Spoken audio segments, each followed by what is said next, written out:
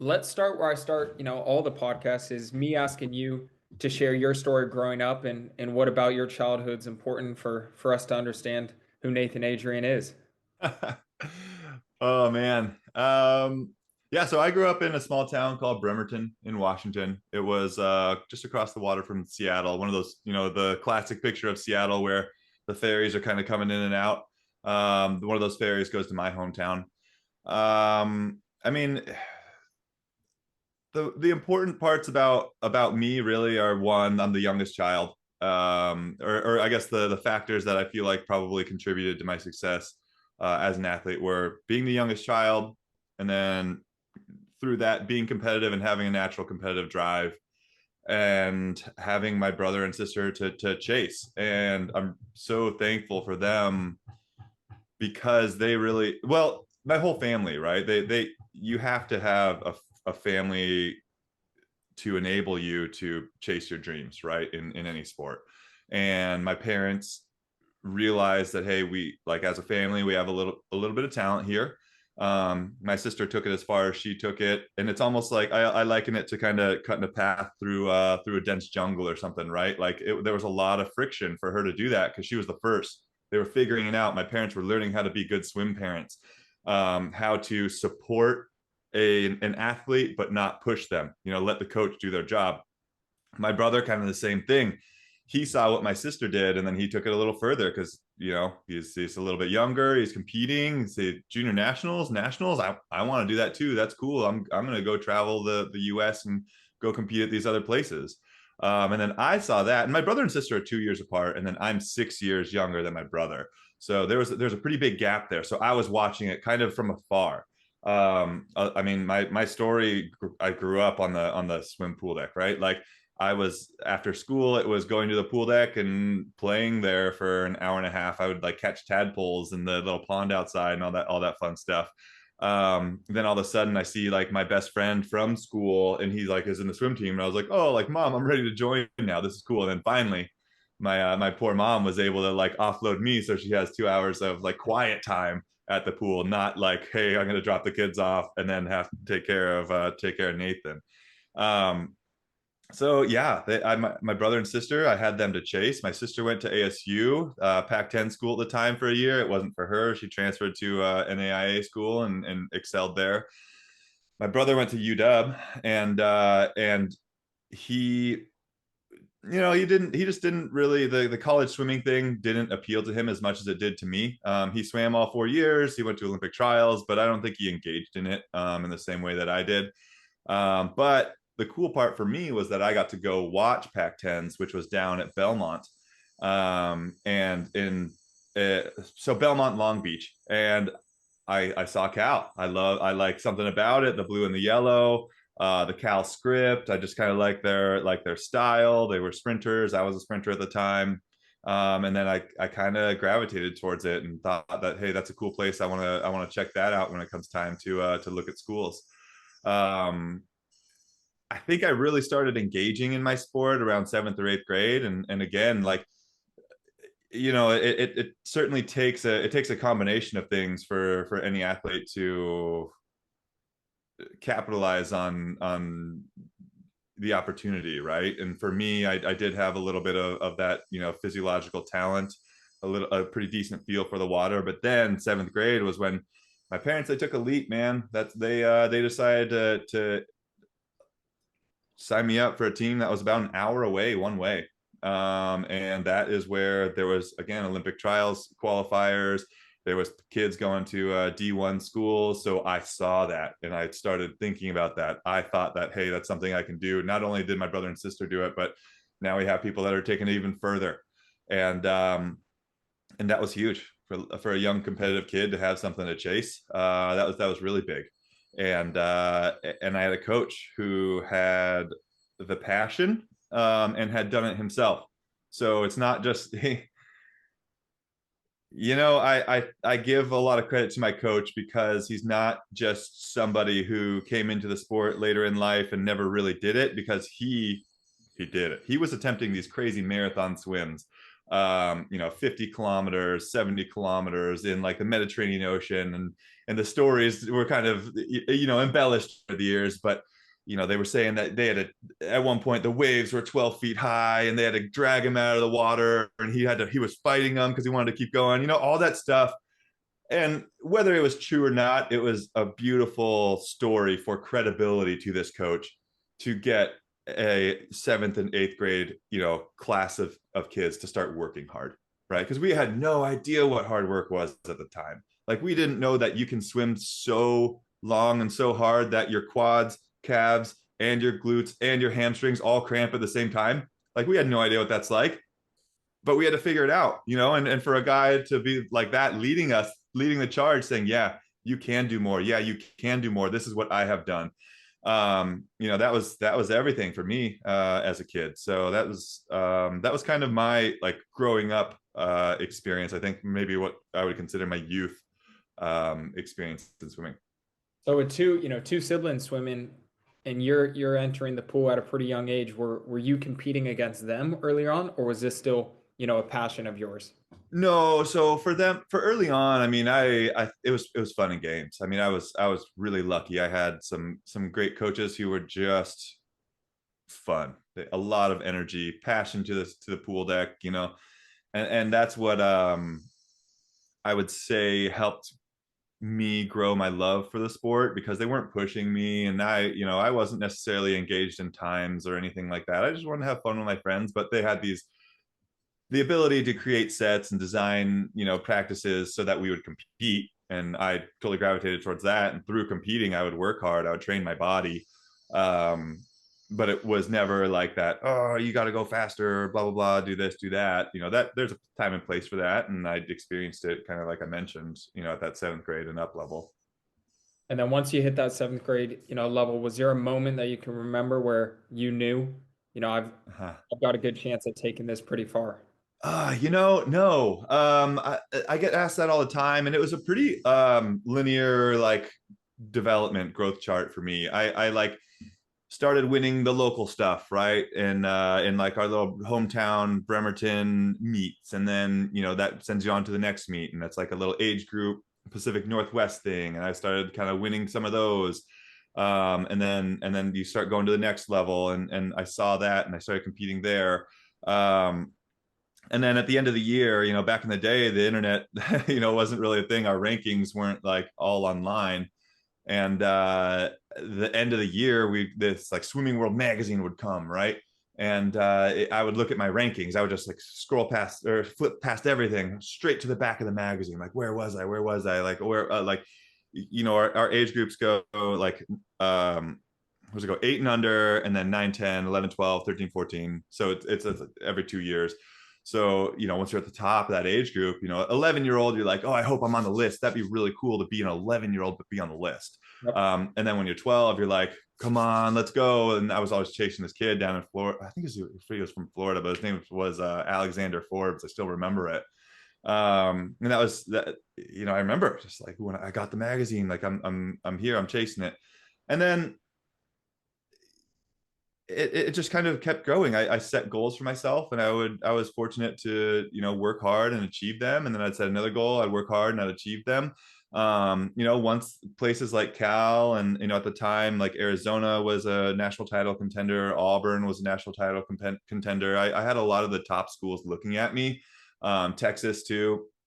And I was like, okay, sweet. Like these are the places that you can go to achieve like the highest level of swimming. Like, at that point I wasn't like end all be all, I need to do it, this is my every being. It was like, oh, swimming got me to a place that I want to be, at an academic institution in Cal, where I can do both. I can get a great education, I can come away with a good degree, but also if I am so inclined, or if my body is willing and able, like we can take this as far as we want to go. And after freshman year, that's another one of those other things where like it was super eye-opening, because at Cal there were Olympic medalists, and it's really fun watching all the freshmen walk in, those first couple weeks, because hey, we're going to practice. And for all of us that have been here for a long time, like it's like this is just practice. For them it's like, oh my gosh, I'm training with these gold medalists. And then they realize after a week or two, maybe 3 weeks, it's like this is just practice, like this is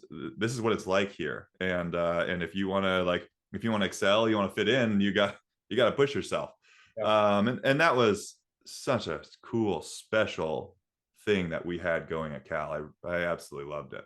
Wow. So, I mean, you go from probably being the big fish in a small pond to somewhat of a smaller fish in a bigger pond at Cal. But, what sort of behaviors and maybe your routine had to change a little bit to keep competing at that level? Oh yeah. So I mean, that's a good question. I mean, I had the hard work thing down. And that's from that awesome coaching that I had as a kid. I knew that part, so that was important. And then when you get to Cal, it started, and back in the 2000s, the paradigm was like, okay, everything you do in high school is just to lay this aerobic base, this foundation, basically. And then when you get to college, that's when you can kind of specialize, and all that has kind of flipped around now. But back then it was like, okay, I can get to Cal. Now I can start lifting weights. Now I can start actually training for sprints. Now I can do this. Now I can do that. And I was just kind of like a sponge. I was able to watch like guys like Dewey Dragana. He was the 2004 silver medalist. I got to watch George Bavell. He's the Olympic medalist. I got to watch Milorad Kavik, obviously, the guy that Michael Phelps just touched out in 2008. I got to watch them. What do they do? How are they so successful? And it was really, awesome to see, because I saw also how much they were engaging in their sport.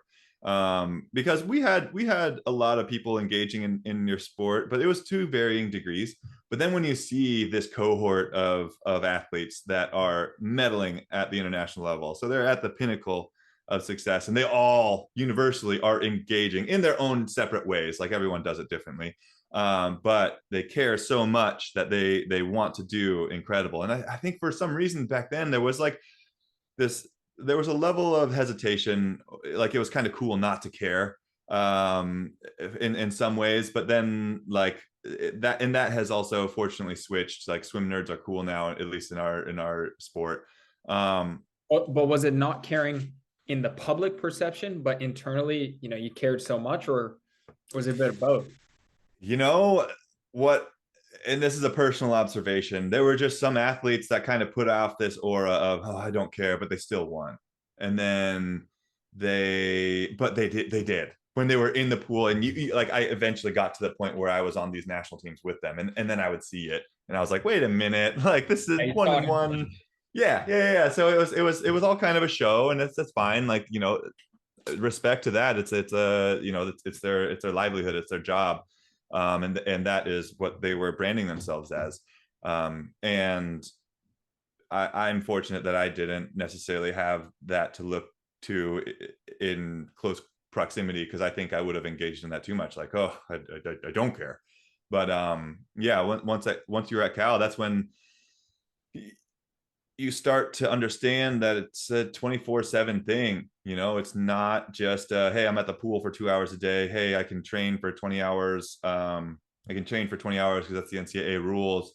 And I'll try really hard when I'm there, and then I'm just going to go around and I'm going to party, and I'm not going to worry about my sleep. I'm not going to worry about my nutrition. I'm not going to make the extra effort to make sure I have like if I have class right after practice, like I have to plan for that. I don't have time to stop. Like if GBC has a crazy long line, like I don't have time to go through that whole line, get breakfast, eat breakfast, and then get to my 8 o'clock class on time. It's like, well, how am I going to manage that? I'm going to keep some protein, in my backpack with me, make sure I can, fuel up. Again, this is back in 2006. We didn't have like training table and stuff. But like, how am I going to get that like creatine in me and all like my supplements, like, right? It's a lot of those little things that all add up. Those things are very marginal, right? But each one of them add up and add up and add up and add up, and then all of a sudden it's like, well, this actually does make a big impact over a training block of 6 weeks, 8 weeks, 12 weeks kind of thing. Yeah, those small wins, compound that over weeks, months, years. That's what Absolutely. creates a high level of success. And it's funny you say that. I remember my time at Cal, first, second year, I probably wasn't performing at the level I should have been, but it wasn't physical attributes. It wasn't my work ethic.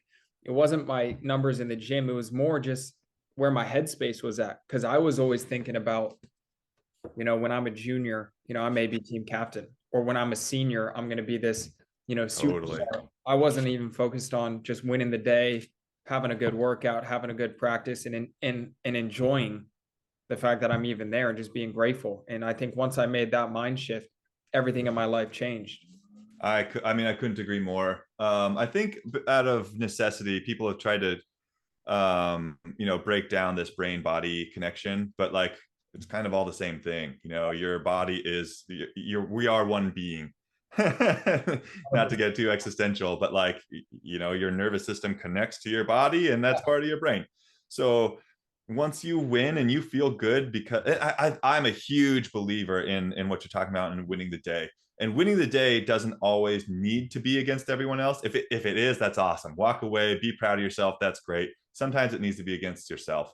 Sometimes you just had 4 midterms that were absolutely brutal, but you still showed up to practice and you put in the required effort instead of saying, "Oh man, my back today. Coach, I got to go to the trainer." Like if your back really hurts, go to the trainer by all means. That is your win for the day. But if it's an excuse to not, put out the effort to win your day against yourself, then that's probably not going to get you to the level you want to go. No, I completely agree. So swimming was, basically your whole life at this point. You're in the pool every day. Now you're swimming at Cal, but kind of double-edged sword is sometimes it can almost become your identity. Like, did you ever have those, have that? Yeah, that's a really good question. So I wouldn't say it was. I was actually pretty good about engaging and disengaging into the sport. I had pretty clear boundaries about when and where I would engage into what. And what I mean is that like we compartmentalize our life, right? And when you're in school, like I was trying to my best. Sometimes admittedly I would fall asleep occasionally, but like I was trying to absorb the material. I was trying to learn. It's just hard when you have to wake up at like 5 o'clock in the morning that morning and then go swim for 2 hours. But that being said, like in this, that was healthy for me, right? Because if things weren't going well in swimming, like your body, your mind, your being that we were talking about needs a win somehow, right? And it can be in the classroom. It can be because I studied hard, I achieved success, I did better than I achieved my goal on this midterm or something, right? Same thing with being social too. I think that's a huge component of being in college, learning how to navigate social situations. And again, I think some people can take it overboard. Certainly, it can be overwhelming for some, but for us in swimming, it was a pretty well established culture that really, we could only really go and be social one time a week, and that was on Saturdays.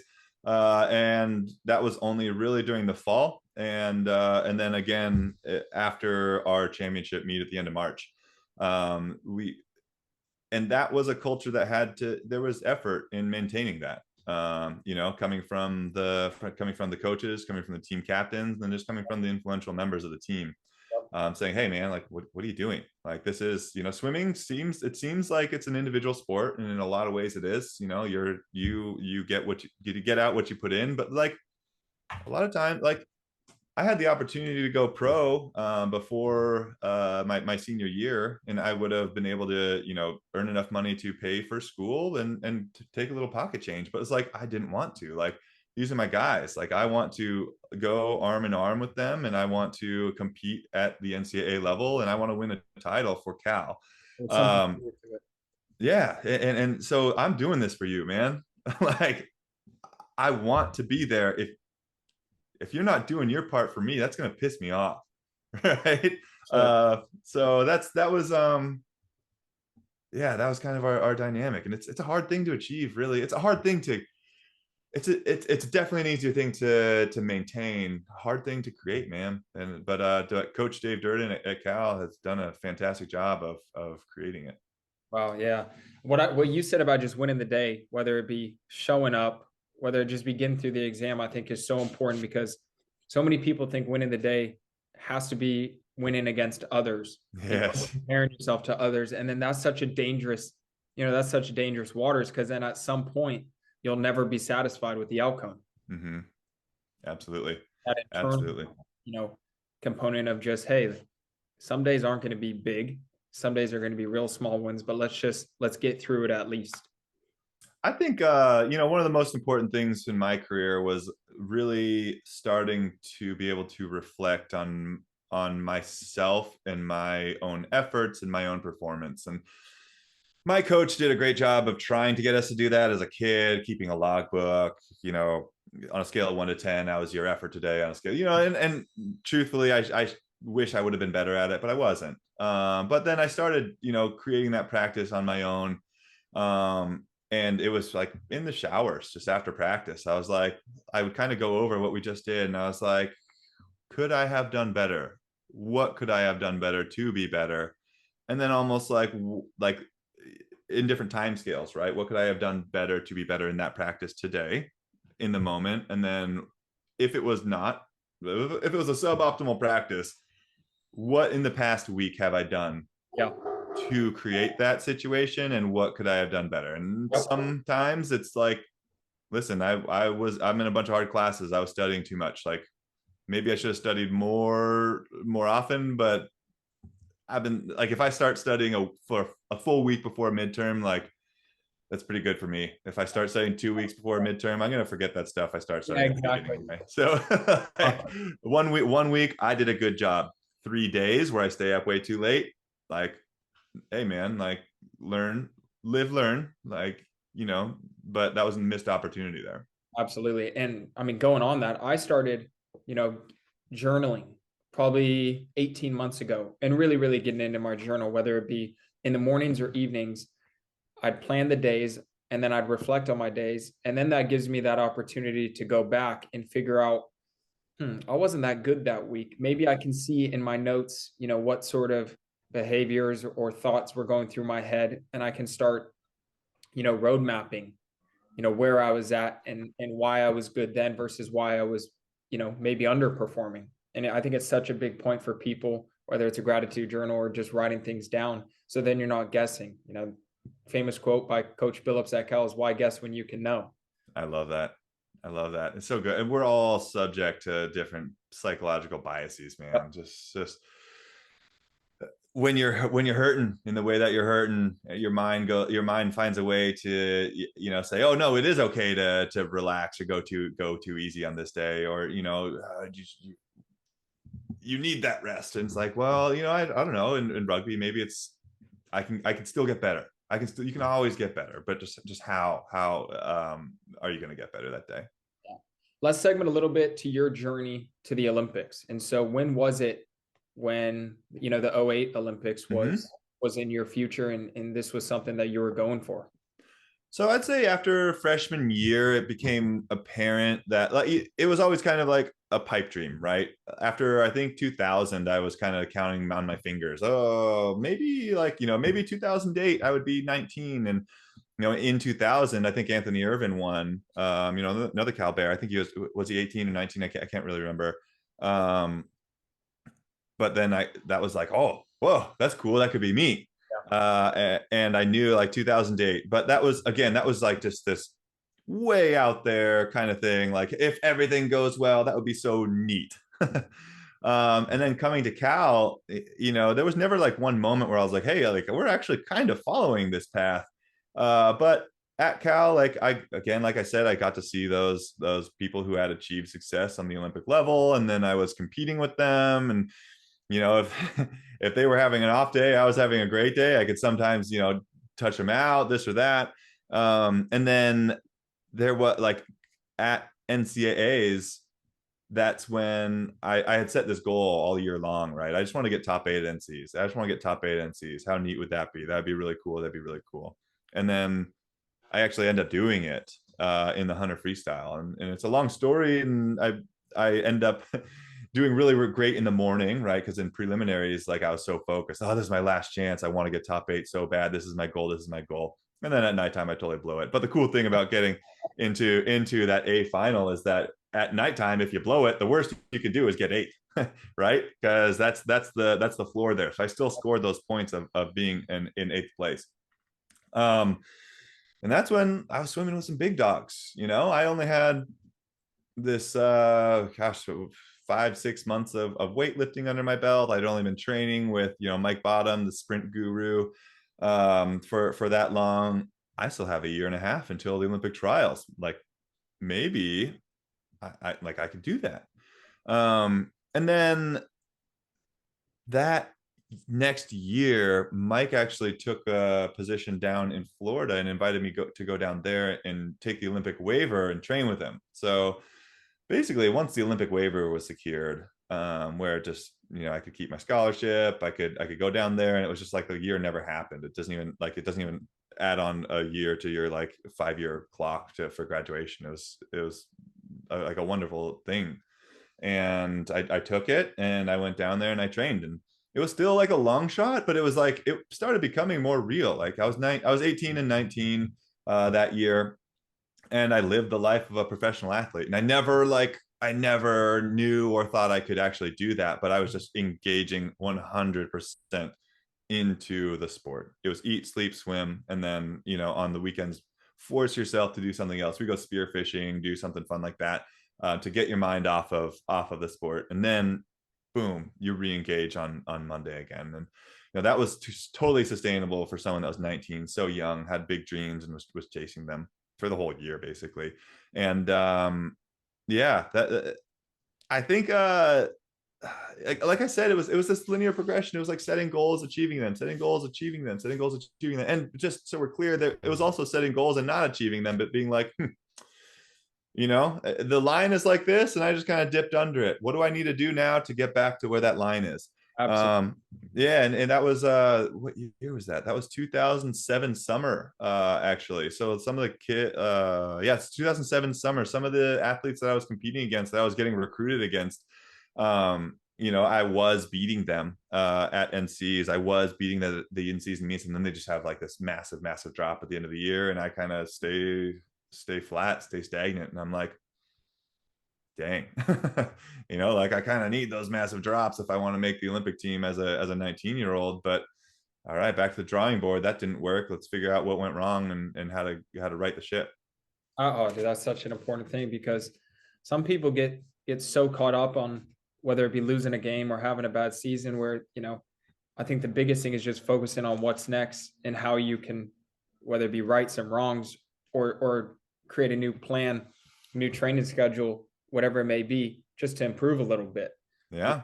Once you just get over that hurdle of that's in the past, and number one, doesn't define who I am, like that next job mentality is really what separates people who go on to do the big and great things versus those who just kind of plateau in their career. Totally. I like I said, man, I could engage pretty well into whatever I was doing. And like it's kind of like, you have to have a goldfish memory, man. Like really, to do this, you have to have a goldfish memory, in that you engage into it, you put your heart, you put your soul into it, and then hopefully you achieve it. But if you don't, forget it. Like it's a hard thing to do. It's really hard, because if you really engage in something, it hurts when you don't achieve it. It does. It absolutely does. But like, for me, I think it was like I need to take a week. I need to take 2 weeks off of swimming, something like that. I needed to go hang out with my friends, do other stuff, have fun outside of the pool, and then like, yeah, all right, let's get back on that horse. What went wrong? How are we gonna fix it? Let's do it again. It was like, it really truly never was on my mind that like I didn't want to do this anymore. Like after a poor performance, it was always like, dang, how are we gonna fix it? Sure. And at the end of the day, win or lose, you can at least be proud of your efforts and your preparation, which are just, two things that you can control. Yeah, absolutely. So now we're at the Olympics. Mm-hmm. We're in 08. And what, you're 19? 19, yeah. What was that like, being at the biggest, stage of swimming at a young age?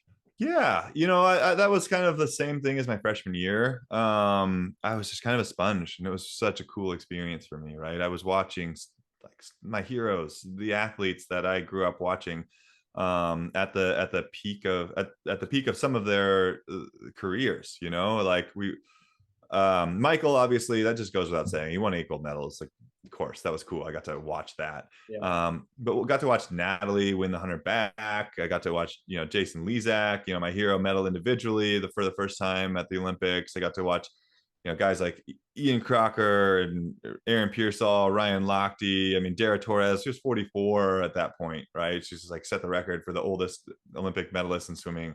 And that was a fantastic experience for me because it was just more confirmation that everybody does it their own way. And that's so important to understand and know, and then to watch and then to try, because if you have people like Natalie who are just they're so organized, and she always, like, on a fast day, she always shows up, I don't know what the actual number is, but exactly the same time early. She goes through the same stretching routine. She does like her little meditation thing, does all like these her process to get into performance mode. And then there's just other people who just kind of show up and kind of do what their body feels is right, because they're really good at listening to their body. They hop in, they do their warm up, and then they do the same thing, and they perform at the equally high level, and like, if one person tried the others, like, it probably wouldn't be as successful. So that was a really good thing for me to observe. And then I got to try a lot of those different things and say, oh, being that segmented and regimented, I guess, in terms of schedule, that isn't for me. I'm a little bit more the field guy, but I do like being really, really early to just kind of ramp up my emotions and readiness. And I was just observing, enjoying. I was trying to compete, but I was on a relay. And I didn't have a ton of pressure on me because I knew Michael was going to be on the finals relay, and I knew Garrett Weber-Gale was going to be on the finals relay, and Jason Lezak were going to be on the finals relay. Basically what it is there was a pool of 7 people, and 3 of them were for sure going to be on the finals relay. Everyone else was competing for that other spot. And I was ready to compete for the spot. But I was a 19-year-old kid competing against like 22, 23-year-old guys who had like, that 20, 30 pounds of muscle on me. So I've never really been afraid to compete against people better than me, but it would have taken an absolutely fantastic performance. So I just did everything that I could in my preparations. I listened to my coach, went through my workouts, and on fast days I went fast. On heavy lifting days I went heavy. And come the day of the race, like, I didn't ultimately perform to the level that I was hoping to, which meant I didn't qualify for that finals race. And I watched them swim that relay. I watched Jason Lezak run down Elaine Bernard in one of the most fantastic relay performances, or some people would argue it's the best Olympic performance of all time. And I wanted to be there. Like, what kind of, like, I'm a young competitive kid. I was like, I received my medal in a vacuum sealed bag at a team meeting at like 10 p.m. that like very, very few people attended. And, they, rightfully so, they had earned it. They got to receive their medal as, the member of the International Olympic Committee was bringing it over their head, standing on the podium, hand over your heart, singing the national anthem. And I was like, man, I want that. Like, when I'm swimming and things are hard, like, that's what I want to think of. I don't want to be in the stands next time. That's just one of those little things I held on to when for the next 4 years, basically. Wow. So that reminded you, when the days were pretty dark and tough, that those moments and that feeling wasn't something you wanted to experience again. Absolutely. Like, I don't, and that was success. Like, to your point, that was success. 2008. Are you kidding me? I came home with a gold medal. That's awesome. And if I came home with a gold medal from being a prelims relay swimmer and receiving my medal in a vacuum sealed bag in 2012, it also would have been success. But certainly, finding ways to get your mind right, and training at some points, and maybe a lot of points, is like finding a way to manipulate yourself as an athlete. Like, there's not days you don't always feel good. You just don't. And if you watch and observe the great coaches around the world, they probably know how to motivate each one of their athletes that they know and they've worked well with. And as an athlete, it's also your job to figure out what motivates you. Yep. And whether that's listening to your favorite song, Or a lot of times it's getting a good night's sleep the night before. Like I wow, I felt great today. What about my preparation was so good? Oh, that's right. I fell asleep at 8 last night and I woke up at 7 this morning. I got 11 hours of sleep. I felt great. I performed great. I should probably try to do that more. Um, yeah, there's all so many different variables in your life that you can manipulate to make it so that you want to perform, and then ultimately you do in practice. Yeah. It's pretty funny. Like you winning a gold medal and not being satisfied is just a testament to someone who's achieved, such great things, because for the average person, that would be everything to them. But I think, the individuals that go on to do some incredible things in this world have this sense of never being, content or satisfied with what they're doing, because they're always searching for more. Yeah, I think about that. I think about that more often now than I did before in the midst of, or in the depths of, the competitive career. 'Cause that's exactly what it was like. It's a After great thing when you have it. Yeah, after every single competition, it was, oh man, that was awesome. What can I do to be that good or better at the next one? How can we do it again? It's like drug in a good way. It's that reward reinforcement pathway, and it hits strong. When you achieve success, it also hits strong when you didn't. You want to figure it out. Absolutely. But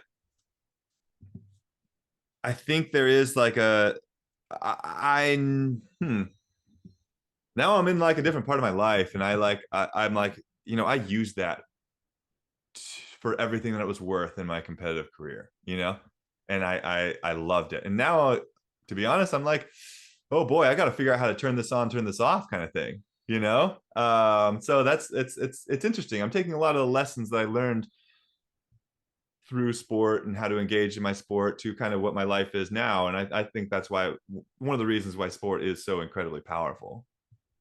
Yeah. I remember growing up, like there was no balance to my life.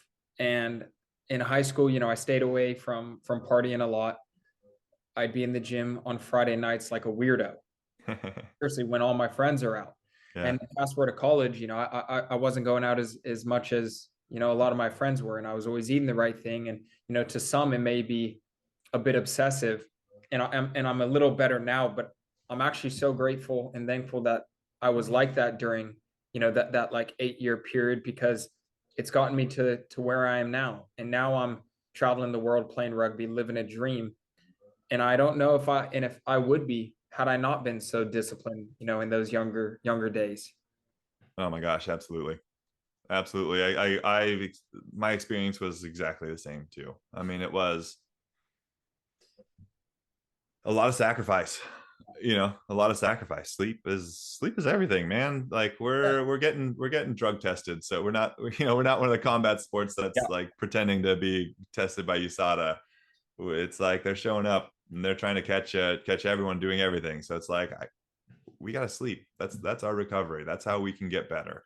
Um, and that there was a lot of social sacrifice to make sure that I was able to perform at different practices. absolutely. And I call it, collateral damage. When you're chasing something Uh-huh. so diligently and you want it so bad, you almost put, some things in life on hold. And so, was there any of that in your career? And if so, what was that like? Yeah. So to your point, collateral damage.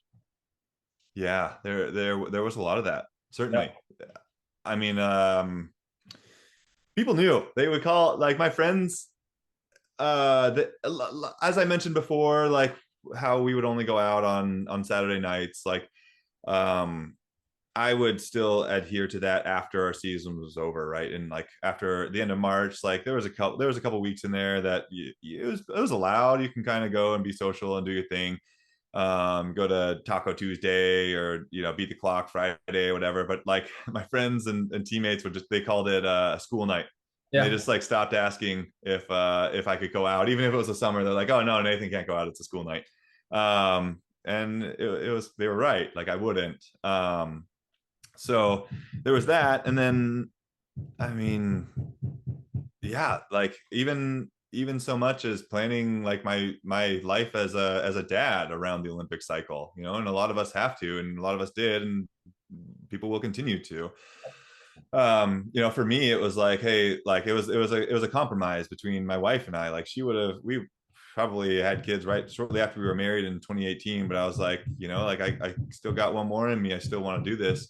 And then 2020 came and COVID, of course, right? And you know, to be honest, at that point, I was like, listen, like there's always there's in relationships, there's going to be, you know, where you give and where you take. And you know, I took to the point where we put off starting a family until 2020, but after COVID happened, I was like, listen, like this is the years of our lives that we want to do this, so I'm going to try to figure out how to do it with a, you know, with a kid for the 2021 Olympics. But it is ultimately like, if you like, and truly, here's the thing, man, I like, we're talking about peak like levels of athleticism, right? Like, I engaged everything I had into it, heart, body, mind, and soul, and then I had to figure out ways to disengage in other ways. And that, I, you know, when I look back at it, I don't know anybody who has like that I've seen do it who has regretted doing it, you know, but like it isn't for everyone. No, it's not. You know, there is a level of like, I want to participate and be a contributor to a team, but like it's not going to be my identity for the entire 4 years of my college career. And like, if you can find your path and how you can contribute to your team, then like great. If it's showing up every day and having a positive attitude, contributing to the team GPA, you know, there's all different ways of being that, you know, positive influence on your team. But like, to dedicate your entire life to physiological performance, like, man, it's it's It's a not easy. It's not no, easy, right? it's a It's like, physical and a mental toll. oh my gosh, mental, emotional, everything. And I loved it, and I was really for, say again. You have to. You do have to. You do have to. And even as I was in it, I would still love it. I was in Colorado Springs where it like it was just cold. It was like -15 walking to and from the buildings. At a training camp, we were just getting absolutely wrecked. And I still knew, like, going to bed, I was like, I love this. This is great. I want to be here. You know, and you can kind of see it in some of the other athletes, and they're like, they don't, and they're, you know, and the way that their like coping mechanism was to complain about it and celebrate, you know, how many more days there was, or celebrate that this is their last year as a senior, that they'd never have to do this again. But you know, I knew for me it was my passion, and I enjoyed it so much. I know for me, when I'm in those moments, like whether it's, you know, right or wrong way of thinking, trying to think about somebody else in my position and me not being there fueled me so much, because you know, there's days where I've like, maybe it isn't for me. And then I get back in that moment. I'm like, oh my God, why would I ever think that way? Like, this is where I should be right now. Yeah, yeah. I mean, that I agree. I agree. And you know, like, for me, it was just such a like a core part of me as I was competing. You know, it was so important for me to be engaged in it, because I wouldn't, if it wasn't a core part of me, I wouldn't want to sacrifice, right? You know, if for those athletes who like aren't into it, they don't know, they don't truly know deep down they want to do this. I don't, you know. So I knew it, so that when I like those thoughts at the surface were kind of like, why am I doing this? I don't want to do it anymore. I could recognize that, and I was like, there's something wrong here. I'm overtrained. You know, like, I need to take a weekend off. I need to make sure I get that good sleep. I need to go take a hike, go to the ocean, do something, get my mind off of this little bubble that I'm in. And really, it would only, for me, again, through like observation of myself, it only took a day or two, Yep. you know, of disengaging completely. spending time with friends, especially outside of swimming, and spending time with friends who, when we didn't talk about swimming, I mean, that was refreshing. That got me back. You know, it's finding, like, it was a coach on a national team trip. They were like, you just got to figure out what fills your cup, you know? And for me, it was just spending time with friends, outside of the pool and those training environments. That filled my cup completely. And then I could go and I could, you know, engage again on Monday or whenever it was. Geez, when I'm almost at that burnout phase, 3 days of not being in a routine or a structure or going to the gym or being on the field, that's enough for me to be like, okay, I miss it so much. Yeah. But it's just, you got to be aware of like what gets you going. How do you get back on track? And then when you really understand what makes you tick in life, like that's a golden ticket, because then you go from just, existing to living. Oh, man, that's really well said. Really well said. And I couldn't agree more. And I take that again into what I'm doing now, running a small business. Even it's like we went from, I mean, swimming was, I was a cat, you know. I could sleep all day. I would perform during practice. I'd come back, I'd refuel, and I'd sleep again until the next practice. I was a cat. Now I'm like a sled dog, man. I'm uh waking up and we're at the pool and we're cranking, and like they're completely different in terms of, like, you know, physiology, but like how I approach it is certainly the same, you know. And it's so cool these days. The readiness of information is so awesome, with how to, like, hey, I like going out, like seeing sunlight in the morning, for example, right? That's like one of those things that just helps set your circadian rhythm so nicely.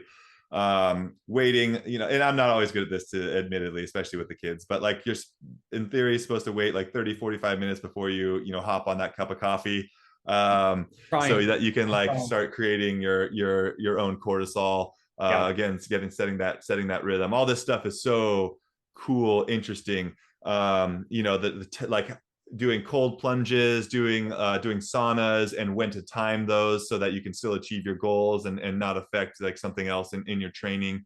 Just kind of the optimization experiment of that and the readiness again of that information. Because before it was pretty cool, you know. Honestly, the Soviets did a lot of cool studies and they published them, but some of them were just like blatant propaganda to try to get American athletes injured. They were doing like depth jumps from like 8 feet high and stuff. But like, So you know, that type of stuff is just so cool. And just how it's always progressing. You know, in swimming, just trying to stay on top of that, where the paradigm before was just like, you just gotta swim so much that you know, you're basically just so overtrained that you can't keep your eyes open. You think you can fall asleep while you're swimming. To now it's like, well, you know, you need to sprinkle in the speed here, there, everywhere. And that it's, I don't know, it's part of my mind is just like swimming is like a little optimization puzzle, once you're at the top levels, and how to optimize your training for yourself, absolutely. is just so huge. And at those top tiers, like, talent levels are reasonably close, and whoever can figure out that optimization puzzle for themselves and their mind and their body, tends to win. That's such an important aspect of coaching these days, which I think it's getting more and more progressive, is how can I get the best out of the person, not just the athlete. Yeah, Like you touched on it a little earlier, what motivates you to get going is not going to be what motivates your teammate to get going. And totally. but it's also a double-edged sword, because you want to strike the balance between working as hard as you can, but also working as efficiently as you can. Like, can you find that sweet spot? I think that's where honestly coaching is going. It totally is. And yeah. Like, coaching is not getting replaced by robots anytime soon. You know, like, good coaches, there's something in their was it EQ? They read you, you know, they read your soul. And like, it's funny, it'd just be like 3 weeks later, I'd be like, oh my God, like, Dave, he did this in this particular moment and is exactly what I needed. And I would have chosen this other path. Yep. Yep. So, hey, No, I do need to start wrapping this up pretty okay. soon because I got to take over the kiddo duties. Okay. Let's do two questions left. Yeah. You go from the 2008 to 2016 Olympics. Hmm. What changed about your approach in your training, in those 2016 games, that you wish, you knew back in 08? So the things I wish that I could change are not possible because I think I took my work ethic and I did what we had just mentioned is figure out what works for me. How to motivate me, how to squeeze the most out of me as an athlete, right? Like it's almost like juicing the orange and just like squeezing the crap out of it and trying to get the every last little drop.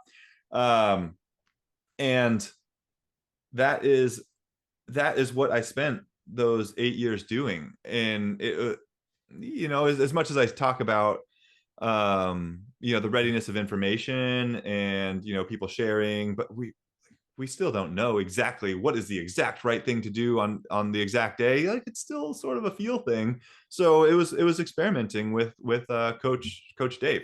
And honestly, I mean, 2011 was a huge fail for me in terms of that coaching. And I would not take it back. It worked out in a lot of different ways for me, and I appreciate Dave for the fact that he was willing to try it, because 2011 it was consequential in that I would have loved to win world championships or gotten better than I did, but it wasn't the Olympics, right? And allowed us to know, hey, that's not the way to do it, and we do have a lot of different ways that we know what do work. So let's take a combination of those things and get them ready for our 2012 experience.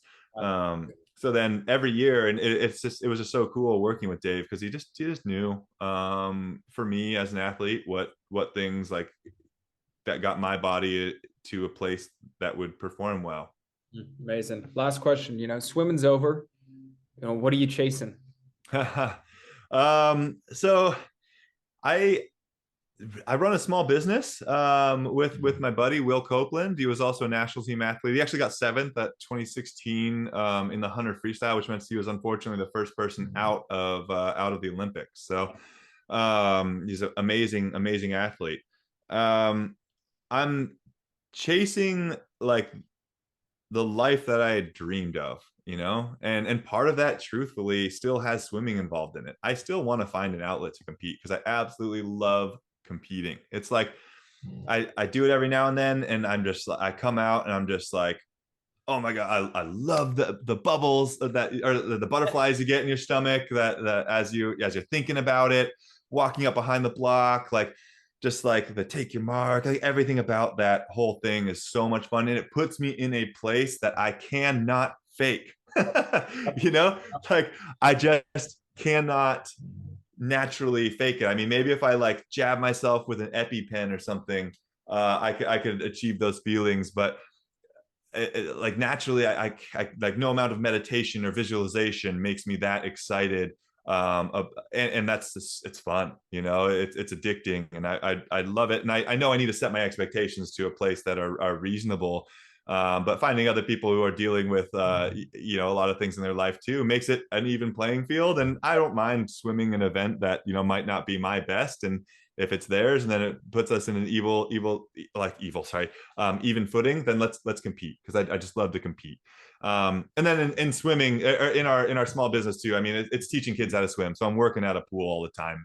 I love that. I love the intricacies of that. And it's that same game of optimization. Like there's always like, we took over a small business in 2019, for goodness sake, right? We took 1 year to figure it out, and we were like, oh man, this is gonna be great. We're gonna change this, and this, and then all of a sudden COVID. And like even now we're still reeling from COVID because 1 million kids are sick. Like this is the most sick I think like the country has ever been since the pandemic.